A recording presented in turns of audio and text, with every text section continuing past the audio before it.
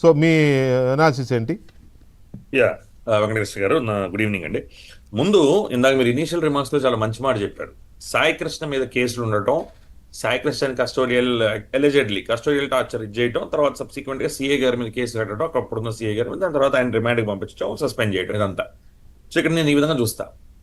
అంటే I'm not inference ఏం draw చేయట్లేదు. కాకపోతే ఒక వ్యక్తి మీద కంప్లైంట్ వచ్చినప్పుడు ఆ వ్యక్తి మీద కేసు కట్టాడు, ఇన్వెస్టిగేషన్ చేస్తారు, అదొక ఆస్పెక్ట్.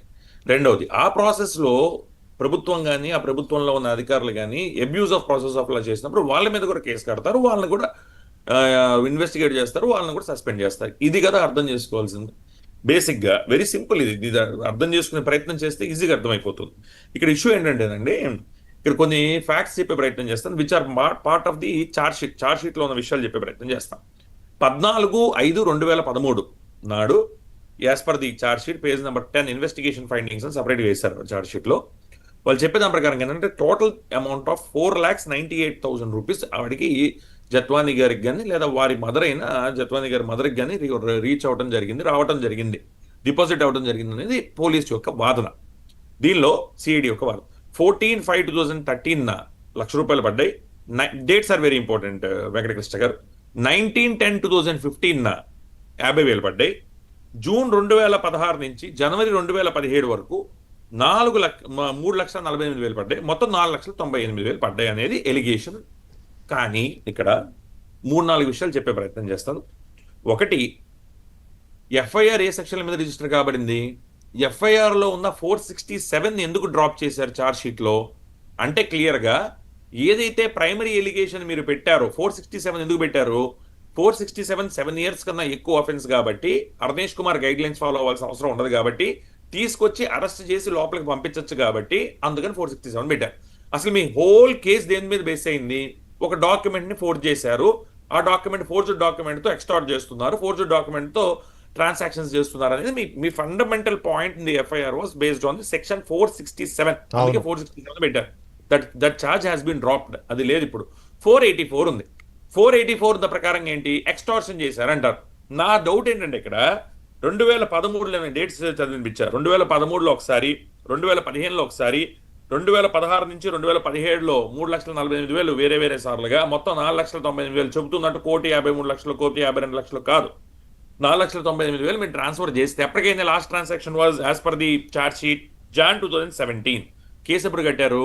2/2/2024 ఫిబ్రవరి సంవత్సరం ఏం చేస్తున్నారు? First point. రెండో పాయింట్, ఎక్స్టార్షన్ అంటే వెంకటకృష్ణ గారు ఈ రోజు నేను మిమ్మల్ని అడుగుతా, ఏదో ఎక్స్టార్ట్ చేస్తా, మిమ్మల్ని బ్లాక్మెయిల్ చేస్తా, నేను చేయలేదు అనుకోండి, మీరు చేయాలనే ఉద్దేశం లేదనుకోండి, ఇక్కడ 2 ఆప్షన్స్, చేయాలనుకునే ఉద్దేశం, చేయవలసిన అవసరం లేదనే ఉద్దేశం.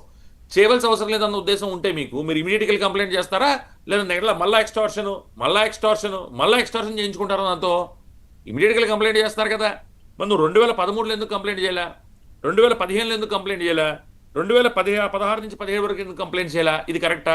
Okay, this is the matter of trial. So court ట్రయల్లో డిసైడ్ అవుతుంది. కోర్టు ట్రయల్లో వాదనలు వినిపిస్తారు, పబ్లిక్ ప్రాసిక్యూటర్ గారు, డిఫెన్స్ లాయర్ గారు వాళ్ళ వాదనల ప్రకారంగా ఏవైతే వస్తుందో అది జరుగుతుందో పక్కన పెట్టి.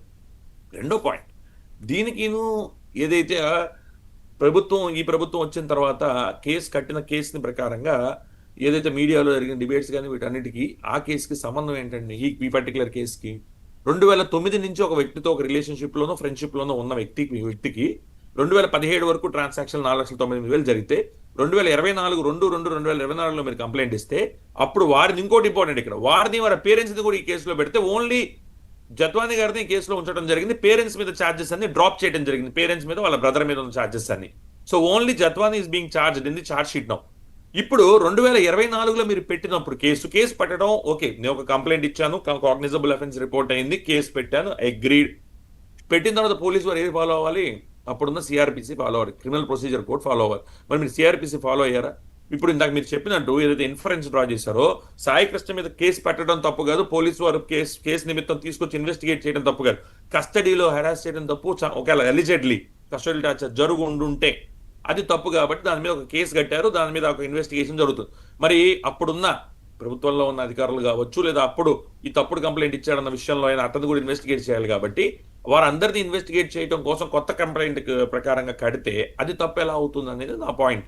నిజంగా ఇది జరుగుండకుండా ఖచ్చితంగా మీరు కేసు కట్టిన ప్రకారంగా ఇదిగో అమ్మ మీరు ఈ సెక్షన్లో పెట్టాం, మీరు ఇన్వెస్టిగేషన్ కోసం రండి అని మీరు అడిగి, లేదా వాళ్ళ ఇన్వెస్టిగేషన్ పర్సన్ తీసుకొచ్చి వాళ్ళని హెరాస్ చేయకుండా వారిచ్చిన కంప్లైంట్ బేసిస్ మీద చెప్తాం వాళ్ళని హెరాస్ అసలు అంత బుద్ధిమంతులు అయితే ముంబైలోనే ట్రాన్సిట్ వారెంట్లోనో లేకపోతే అక్కడ మేజిస్ట్రేట్ ముందు ప్రొడ్యూస్ చేసి పర్మిషన్ తో తీసుకొచ్చుకోవచ్చు కదా విచారణ కోసం. కాదు కదా అనేది మీ అభిప్రాయం. విచారణ కోసం తీసుకొచ్చుకోవచ్చు కదా. ఒక్క నిమిషం ఉమేష్ గారు, ఒక్క నిమిషం. రామకృష్ణ గారు నమస్తే అండి. రామకృష్ణ గారు, ఇవాళ